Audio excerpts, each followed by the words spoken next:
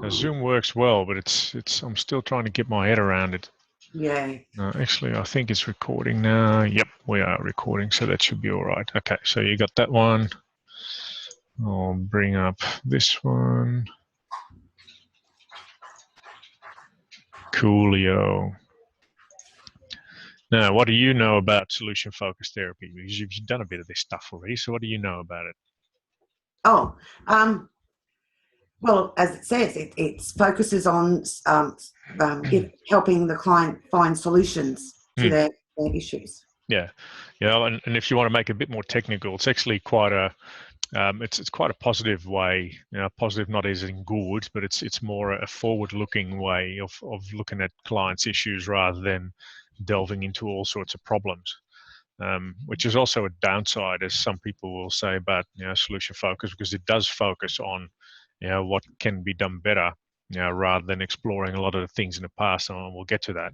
It's actually quite a positive psychology type, what would you call it, intervention or modality. It works really well in that sense. And it came out of the 1980s. There's lots you can read on the learner guide on that one. Steve DeShazer and Insoo Kimberg, they were the two main people. There was another guy, Peter de Jong, or de Jong, whatever you want to call him. He was a third guy. And they were part of, I think it was the Milwaukee Family Therapy Center or something. And they started applying all this stuff. But it's very much a haphazard technique, as in it started haphazardly. It's just, they were trying stuff and certain things worked. And for instance, the miracle question that's part of it came to life because of that. Someone, one of the clients actually said, oh, you know what, if only a miracle would happen in my life, then it would be so much better because I'll be doing this and I'll be doing that. And then Insoo Kimberg, Korean lady who's one of the head honchos behind Solution Focus, said, oh, that's actually a really interesting way of looking at that, so they started incorporating that in their repertoire, if you will. And then the miracle question was born in a sense. So it's definitely a very optimistic therapy. It looks at what we already have in terms of strengths and resources and how we can make our life better, and actually are sometimes already doing that, even though we don't think we are, if that makes sense. Yeah. So, that's definitely one of it. Present and future are more important than the past. So if you're applying purely a solution-focused therapy, there's not a lot of time spent on talking about people's problems. The initial problem, obviously, we'll have to get out. So, what brought you here will be the first question, obviously. But as soon as possible, you'll start working towards, let's talk about the miracle question, or when did you think the problem could occur and it actually didn't? Where was an exception to that? Or when the problem did occur, what have you done before that actually made it better? Or if the problem is occurring, what actually are you doing to prevent it from going even worse? So it immediately starts to think about, well, what are you doing about it? What can you do about it? What have you done about it? So it's very much future focused in that sense. Not real interested in how the problem started, absolutely not. And the behavior change, they say, is what we're actually looking for. So doing something about it, not necessarily thinking like in cognitive behavioral therapy. Solution-focused therapy is more about evidence, about things that you're doing and things that you're changing in terms of your behavior. So goal setting is very important, and clients pick their own path. Obviously, we don't do that for them, which I always tell people in practicals. So, anyway, doesn't matter.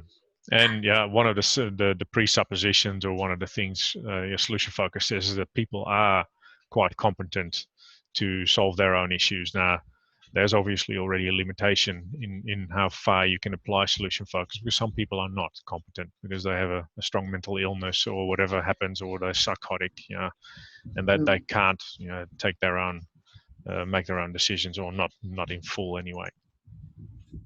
So look for what's working, build solutions. That's a major one. And I don't know if there's anything else. No. So I think I missed one. Let me see. This is slide 3 already. No, I haven't. No, it doesn't matter. Probably get to that one still. So the therapeutic goal of solution focused, I'll go through this pretty quick with you, Dale, because you can read up on it. It's always about describing a preferred future, and you do that through talking. Describing instances of success, that's, as I call it in solution focused, previous solutions. Yeah. Where have you had this issue before, and how were you able to work yourself out of that one? Or when, the last time that you experienced this problem, what did you do that made it better? Or things like that. So instances of success. Another one are the exception questions. When could the problem, when could it have occurred, but it actually didn't? Or when was there a very big chance of the problem occurring and didn't it occur at all? So definitely bring that into no need to focus on the past and no need to assess problems and causes. So that's again what we talked about already. Now, good old Vincent, my fellow Dutchman, whose name is always wrongly pronounced. It's actually Van Gogh, but no one can say that, so they all make it Van Gogh or Van Gogh or whatever it is. It's like Vincent van Gogh.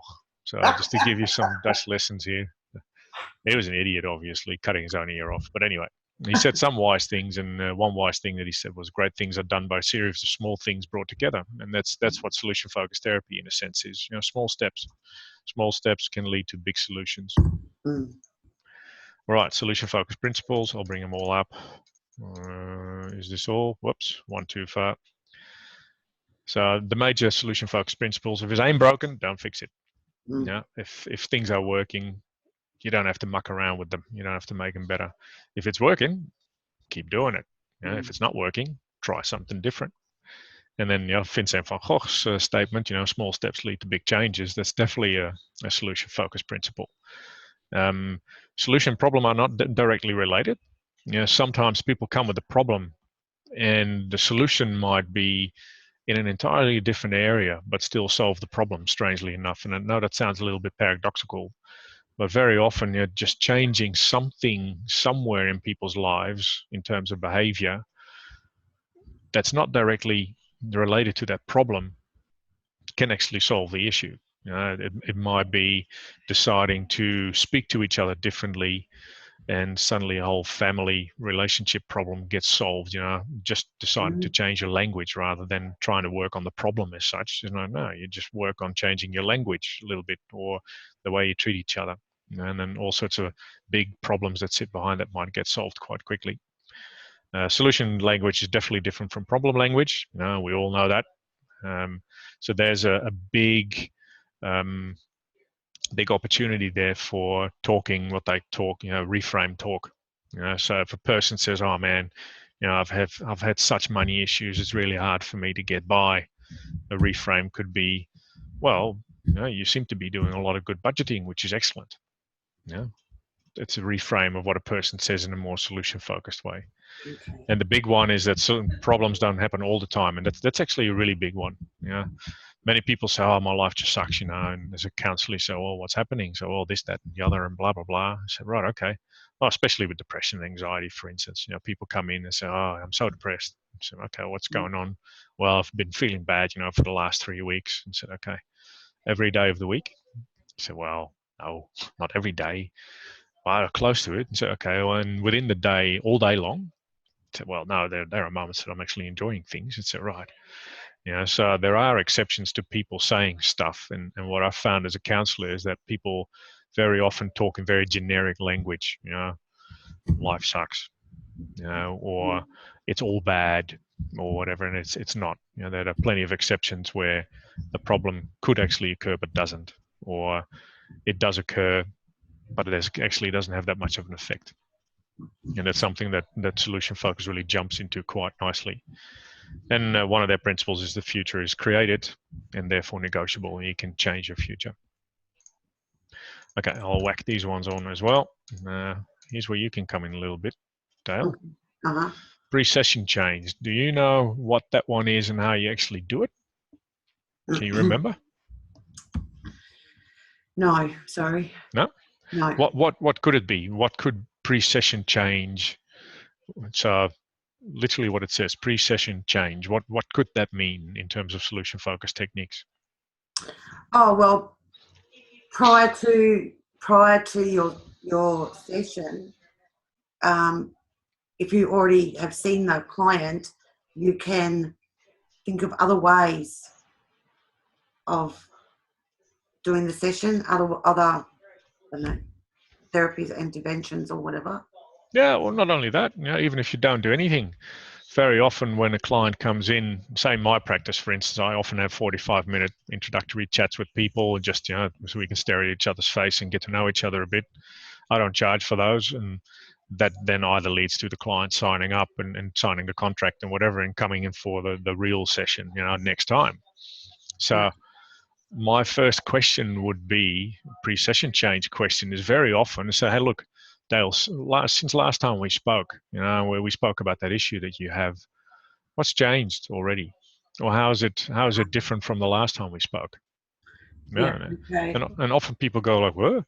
So, well, I'm just wondering if, for the last week that we haven't seen each other, actually something happened that has made your problem slightly less severe, or actually brought part of the solution already forward, or things have changed that make it slightly better. And very often people come back with us like, oh, funny that you mentioned this, Mark, but, or and, they'll tell you something, that actually did change, because very often time just brings solutions already, or they do it themselves. So from a positive and positive psychology, optimistic solution focused therapy point of view, it's very good to ask people that question and say, hey, look, since last time we spoke over the phone or in your introductory meeting, what has changed already?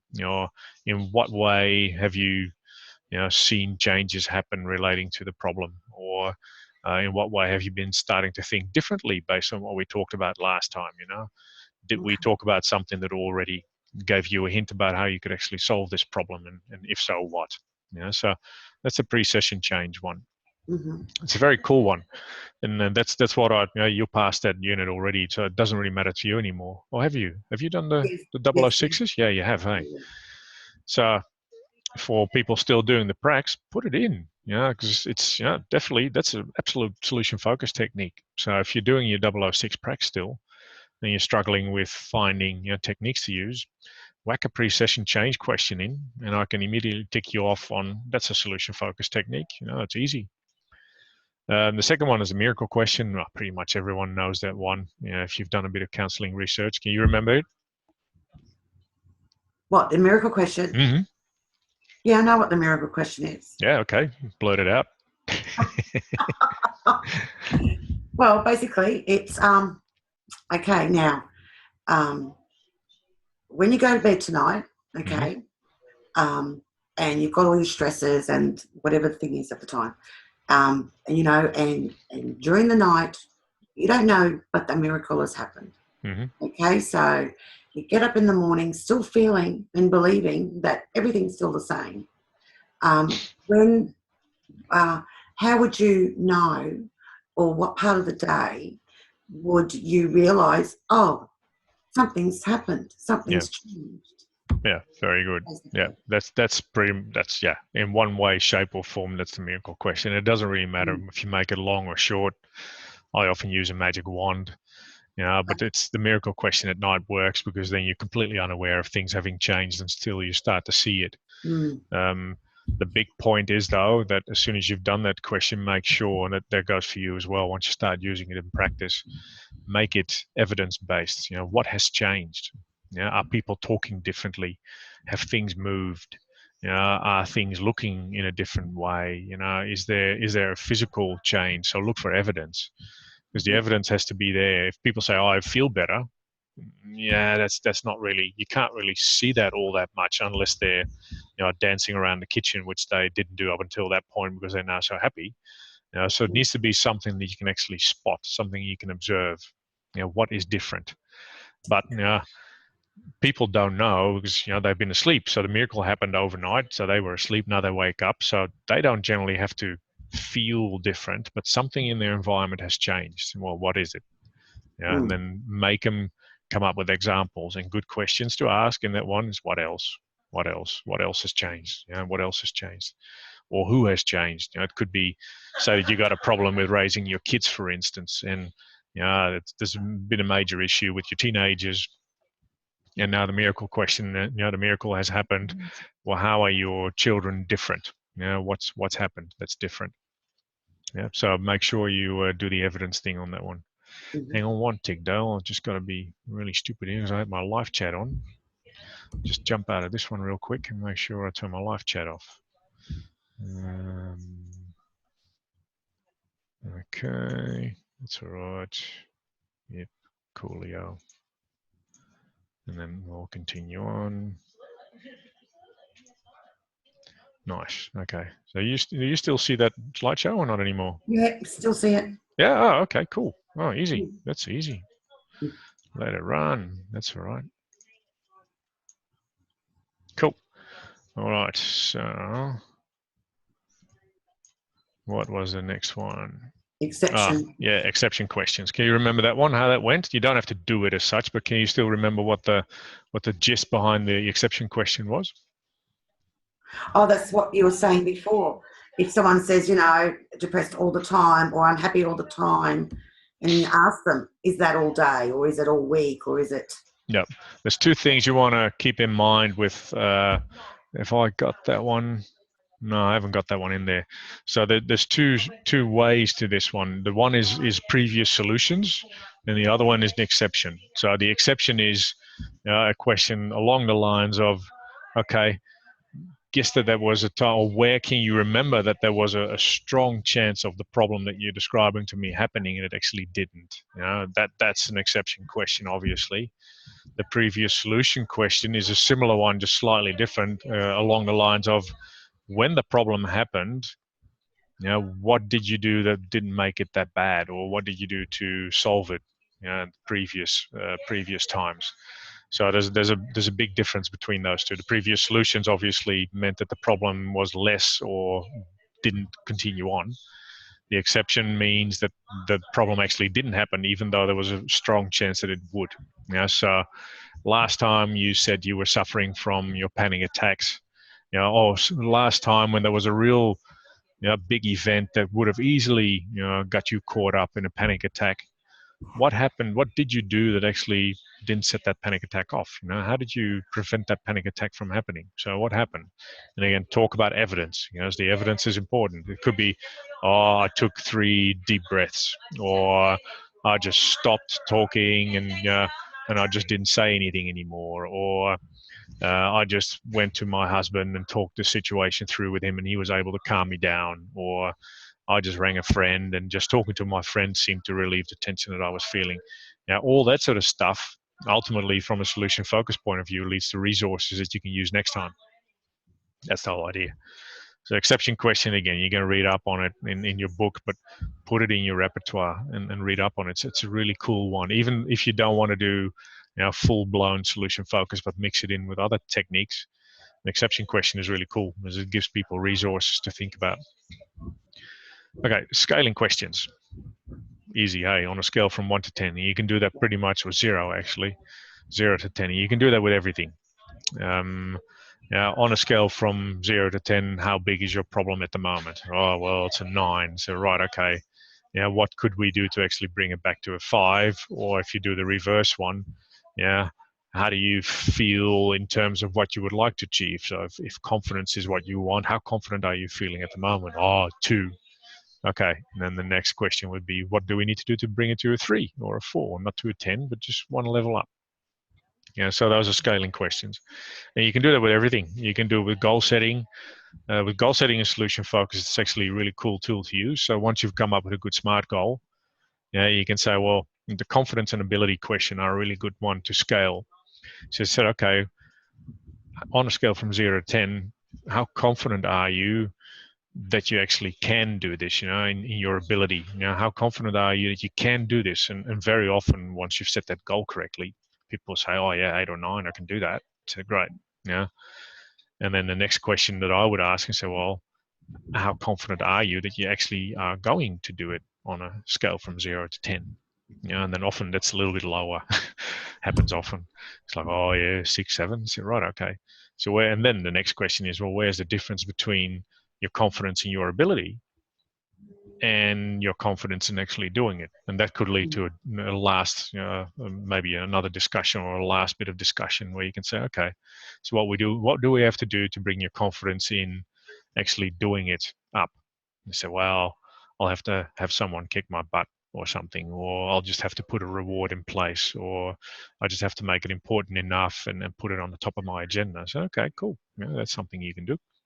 Mm. So scaling is really handy. Works with all sorts of stuff. I love it. It's great.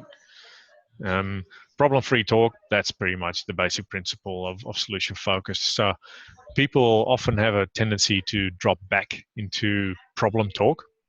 So you've been talking about solutions, you've been talking about resources and exceptions, and you've been talking about previous solutions and all that sort of stuff.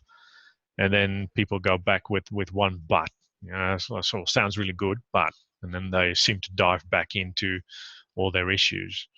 Up to you, it would be to find something in there, again, a solution or an exception or a previously taken step that works back in. So, and you can use other people with that as well. And said, okay, when that occurred, what did your husband or wife say to you then, or who was around there to help you out, or if a friend would actually be sitting right here next to you, what would he or she say to you? That would make it different. So you bring it back, you sort of reframe them back to the positive. And that obviously goes with evidence of strengths, qualities, and skills. So you really want to look at that. Now, it's all about finding resources. Now, feedback and complimenting in solution focus proper, that's where they do it in a really formal way, in the the way that Steve DeShazer and Insoo Kim Berg did it in the 80s. They actually would take a break in the session. So they would talk for about 45 minutes, 40 minutes, then take about a 5 or 10-minute break, literally. So they would leave the room and go and debate, or not debate, but discuss the case, leave the client alone, give them a cup of coffee, a glass of water, whatever, and discuss what they had discussed with the client in terms of, okay, what can we do now? How can we bridge this into a solution or a suggestion? Then a couple of minutes they would come back and they would give feedback on what was discussed so far and what they thought was a good idea to either do or observe from now on. So they would seriously give suggestions, where a person sent to therapy sort of, nearly vomits when you hear about that one. Carl Rogers probably would turn around in his grave, really, when you talk about giving suggestions to clients. Like, are you crazy? But in solution-focused therapy, it's very, very much one of their elements. They give suggestions, but based on what the client and the counselor in collaboration have come across or have come up with, which could be a good idea. So it generally is just a really long summary of what they discussed anyway, and then put in a suggestion. So if, say, you were struggling with your assignments, Dale, or didn't know how to do it, and said, look, you've done really well so far. We know you can do it. You've shown that you did it in the past and that you can definitely do it again. And that's the bridge in a sense. And then you can bridge that, the solution to the suggestion by saying, look, what I would suggest next time, and that's something we discussed anyway, people who watch this recording don't know, say, look, Dale, what I would suggest you do is just download all your assessments onto your computer and work on them offline, so you don't need the internet anymore. Yeah. And that would be a suggestion. That solution focused absolutely puts in there. Complementing is a big one. They're really strong on complimenting, building people up. And sometimes it sounds fake, but if you do it genuinely, it's actually really good. So you discuss, and that's what I harp on with practicals as well, often, feedback at the end. You want to compliment people. So look, I know it took a lot of guts for you to come in today, and I really want to thank you for doing that. And I've seen that during our session you made lots of progress, and I can hear your language changing already. And I really want to thank you for working with me towards finding solutions to a problem that really seems to be a big issue. But you've been able to cope quite well so far with that issue, and actually have been able to prevent it a couple of times. And when it did happen, you've shown lots of resilience in actually dealing with it. So it's great to hear all that, and then link it in with a suggestion. So here's what I suggest you do next. So there's a real strong emphasis on complimenting. Why? Well, it feels good, and it gives people confidence that they can actually do stuff. It's always good to get a compliment anyway. Yeah, that's right. And it works a treat, but it's a bit weird for the counsellor. It's a skill you have to learn, especially to summarize in a complimentary way is a skill, because it's easy to say, oh, this is what we discussed, and that's what we discussed. But to put that in a complimentary form requires a bit of creative thinking skill, but it's definitely worthwhile doing it. It works a treat. It definitely works a treat. And the formula first session task, that's just a silly phrase for the homework that you generally suggest people do in between this session and the next. And so that's a formula. First session tasks is a formula. And they're big on homework. Always give people something to do in between because it works very uplifting. So make sure you put that homework in place. Does that make sense, Dale, or are things unclear? No, no, No, no, makes that's sense. good. Yeah. Again, just to summarize, you're past it already. But for the people that are still coming through to the 006 practicals, whack a couple of these ones in, man. Just do them. Put an exception question in, put a scaling question in, do a bit of complementing, and you'll find me ticking all the boxes on solution focused and go like, whoop, with a bit of person-centered therapy and a bit of cognitive behavioral therapy, and you've done a brilliant practice. So just put a couple of these in. It's not that hard. That said, it's funny because in my Master of Counseling, we're actually doing a whole subject on solution focus. So this whole semester, we're talking about solution focused, and it seems so easy, but when you really work with it, it's so hard. It's deceivingly. I said that yesterday to my tutor. It's like it's deceptively easy, man. It's like you got these techniques and you just do them, and you think, oh yeah. But a person obviously comes with their story, and then sometimes it's really hard to find the appropriate link to put a miracle question in, or to to get them out of their problem thinking. And it's quite interesting to do from a, man, I thought this was easy and it's actually not. So it's interesting to work with it. And that's what we do in our masters. We do a lot of role play and just split up in groups of 2 or 3 and just triads and whatever. We just have to, because otherwise you can't get this under your belt. It seems too easy. Right, how to do solution focused therapy. Well, very similar to. Is that one coming up for you? No, you still got the other one there, right? Yeah. Okay, hang on. I'll just have to ring the other one up. Right, here we go. So very similar to person-centered therapy. Lots of questioning, paraphrasing, summarizing, etc., etc. And I think that the main thing to remember from this one is that the client is actually a full participant, is a collaborator. So you are not the expert. This is a working together thing.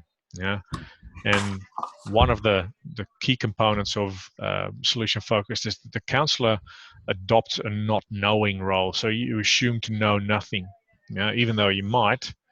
You just assume you don't. So when a client comes in with an anxiety problem, well, you probably know it's a really good idea to apply a mindfulness technique to it because that generally works. But you assume in that case you just don't know that. The collaboration is with the client. The client will come up with ideas and will find ways to improve their own situation, and it doesn't have to come from you by prompting necessarily. So don't find solutions for clients. They want to find them themselves. Okay. So working on imagining how they would like their life to be different, that's the whole idea. Now, does that mean you can't ever give a tip? Of course you can give a tip, but form it and say, look, would it be okay for you if we discuss a couple of things that I've seen work with other clients? And usually it's like, yeah, sure. So right, what I've seen with work with other clients is if they just sit still every now and then, just close their eyes and count to 10 on the inside, or take really 10 deep breaths, through their nostrils in and out, and are really aware of that, and they call that mindfulness. What do you reckon about that? And then the client will give their opinion about that one. And you're not going to say, well, that's a really good idea to do. No, because if the client hates it with a passion, then it's not happening. So because the client is a full participant. So it's no good to shove solutions down a client's throat, just because they're really good. They have to come up with that. And if they don't want to work it, that's just quite fine. Find something else. Okay. All right. Find out what they want instead of what they don't want. Well, yeah, that's kind of easy. That's the whole solution-focused approach again in a nutshell. Don't look for what's wrong or give diagnoses. Don't do it. And again, if it's not working, experiment with something different. So, you want to be really, what's the word I'm looking for? Creative, I think. Inventive, creative, in finding solutions. And the more reading you do on it, the learner guide is actually quite good and solution focused. It gives a fair bit of information on that one. But what really works well often, if people are completely drowning in their own issues and can't find their own way out, is bring a third person in. What would happen? How would your child change? If you got rid of your anxiety, how would your children behave? How would your husband or wife behave if you didn't have those panic attacks anymore? Or what would they say to you that generally helps you feel a little bit better? Or what could a third person say to you that would make you think, yeah, that's worth trying? And what would they have to say? And then that can become part of a homework task, obviously, because then you can collaborate on that and say, well, why don't you ask your husband? Would that be a good idea perhaps to ask you that question whenever you feel like a panic attack is coming up? Yeah, and that's a solution. So it works quite well. Okay, strengths and limitations. That's just the last little bit. It might not work for more difficult cases. I sort of discussed that already. People that are in real serious issues, this might just be a little bit too optimistic. It's like, just don't talk about your problem too much. Just let's work towards a solution. For some people, it's nearly disrespectful. It's like, well, what the? I'm not doing that. And it's not really based on a theory of change. So it's more like, okay, let's find a couple of behaviors or things that work for you. Now, for some people, they need some sort of theory of change. So why do I need to change, and why hasn't it been changing yet? And how can I see that, rather than let's just change some actions here and there. So for some people, it's slightly too optimistic. On the other hand, it's got a really good strengths and competencies focus. It is applicable to a broad range of settings and environments, and the feedback is really good. And for the therapist, it's actually a really good one as well, because it's actually fun. It's a fun type therapy. It doesn't go this deep. Psychoanalysis and psychodynamic therapy can go really deep and are really draining for counselors every now and then. Whereas, solution focus, like, it's great, man. Just let's see if we can find a way out. Like, how cool is that? Just brainstorming with your client. So there's a lot less burnout when you're applying solution focused. Now, I'll send you, and I'll send everyone this PowerPoint. There's a whole bunch of videos, 4 in particular here, that apply solution focused. I think one is for social anxiety, one is working on the miracle question, and one is actually the last one. That's with Insu Kimberg. She's no longer alive. I think she died. I can't remember. I think early 2000 or something. Yeah. She does a group, a couples therapy session with a husband and wife, and it's really interesting to watch. You can see her in action. She was really good at this, obviously, because she's one of the inventors. But she had a really quirky style of doing solution focused, and it's good to watch and just to get an idea how she did stuff. And the first one, I can't remember, but have a look. There are links to the YouTube videos, so just have a look on those ones, and then you should be okay. And that's pretty much it. Oh, hang on. Oh, stop talking. So that's it. Go make change happen. So what do you like? What have you found works for you, Dale, in terms of solution focused? Have you done a couple of have you applied some of those either in real life or in prax, or just in other settings? Well, it's mostly just been through the role question, and I do like the miracle question. Yeah. I do like that, and yeah, that's basically the one thing that I do, and the scaling. Right. I like the scaling thing, and I also like the feeling wheel. I don't know if that's solution mode, but yeah, I do like that too. I'm not sure if that's the feeling wheel. Yeah, I don't think that's solution. I don't think so. But I don't think so, no. Scaling, and I do like the miracle question. Yeah. Yeah. Oh, they're cool. Yeah. Yeah. Rating, scaling. Oh, sorry. Rating and scaling is the same. So scaling, the exception question, miracle question, previous solutions, what works, goal setting. Brainstorming works really well. There's one, but am I back on camera? I think. Hey. Yes. Yeah. So this book is the book that we are actually working on in our masters at the moment. Okay. And I'll hold it a bit closer even. Interviewing for solutions. Yep. Yeah. And that's by Peter de Jong and Insu Kimberg. That's pretty much the solution focused therapy Bible in a sense. It actually has sort of Bible paper as well. It seems like a really thin book with 450 pages, this thing. Like, wow. And I'm reading through this as part of my masters. And there's loads of literature on it, but just even doing a quick Google search or or starting off with your learner guide and just really learning those techniques. Just learn them. Yeah.